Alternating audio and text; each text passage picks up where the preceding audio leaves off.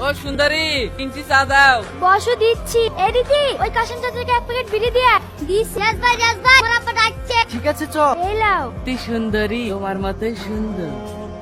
ভাই চা কিভাবে তুই ঢেকে দিতে পারিস নি? আগে চা ধরা শিখি, তারপরে আমার দোকানে চা খেতে আসিস। আগুনে হাত দেওয়ার চেষ্টা করিস নি, পুরি ছাই হয়ে যাবি। এই খুব গরম না, 1 মিনিটের মধ্যে তোকে আমি। তুই আমাকে অন্য মেয়েদের মতো ভাবিস নি। তোদের মতো ছেলেকে কিভাবে টাইট করতে হয় সেটা আমার খুব ভালো করে জানা আছে। যা, তোর এই রাগটা তোর বাড়ি বউকে কি দেখাগা।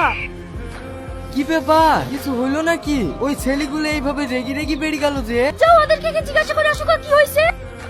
ইবন, ওইটা তোর প্রেমী, ওকে দেখার লেগে এখনো বসে আছে। আচ্ছা, তুমি এখানে সারাদিন বসে কি করো বলো তো? আমার কোনো কাজ নাই। কেন তুমি জানো না আমি এখানে কেন বসে থাকি? তুমি বুঝতে পারো না আমি কি চাই? ওসব চুলকানি কথাবার্তা ছাড়ো তো।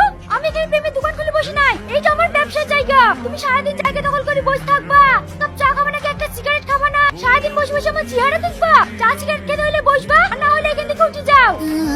ভালোবাসা তো কথা ইচ্ছে, ভালোবাসা। আচ্ছা বোন, তুই কি মানুষ? তুই এত পাষাণ হলে কবে থেকে বলতো?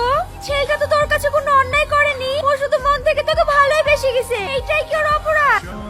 সত্যি সুন্দরী, তোর হাতে চায়ের যা স্বাদ না, আমার না খেলে দিনই যায় না। একা কেন দাদু? দাদিকে নিয়ে আসবা। বোন বোন, ওইটা দেখ। তুই বেকার বললে অপমান করলে বলি তোর প্রেমিকা আবার ছেড়ে ব্যবসা শুরু করলো নাকি? না রে বোন।